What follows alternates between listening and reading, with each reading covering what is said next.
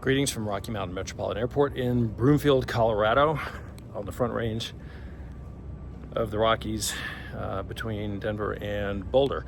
This is a propitious place to be filming today for a couple of reasons. One, we just happen to be here.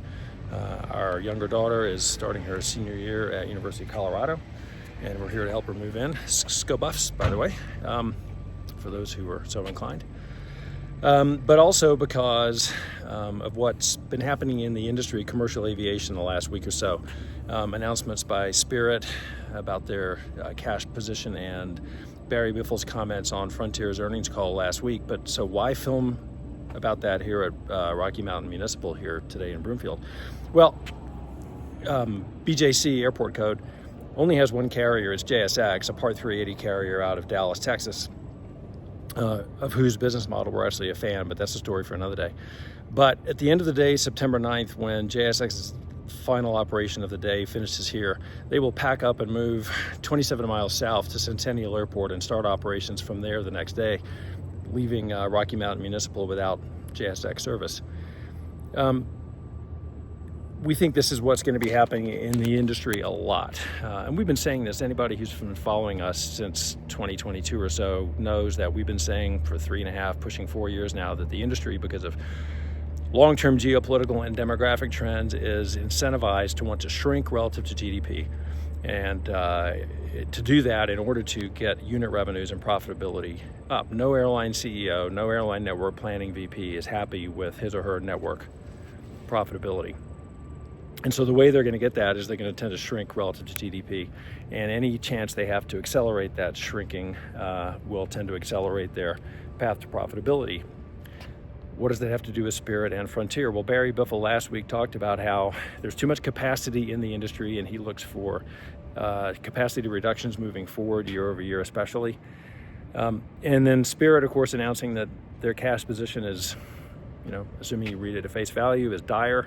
It may not be supportable. If Spirit were to end up in a position where they had to park their aircraft, we don't know what the business case is for anybody buying them. The industry, we think, is very ready to take advantage of any misfortune that might befall a carrier like Spirit and not jump at those airplanes or at those employees, instead using that as an opportunity to accelerate the shrinking of capacity relative to GDP.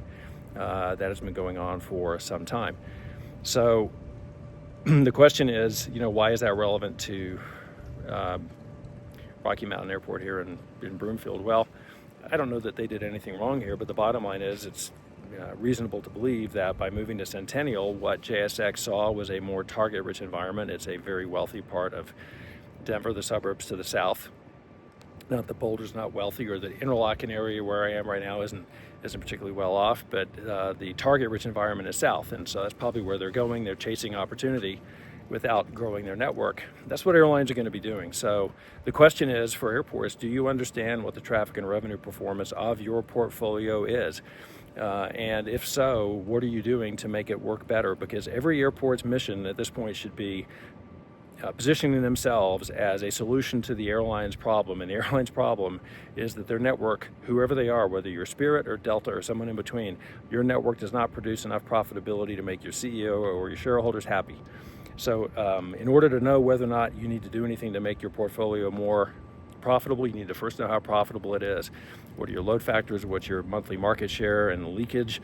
What's the profitability of your routes? Do you know what your load factors are on a daily basis? All these things are knowable if you know who to ask, and are essential to any business, let alone an airport, running its business in such a way that it's in control to the maximum extent possible of its own destiny.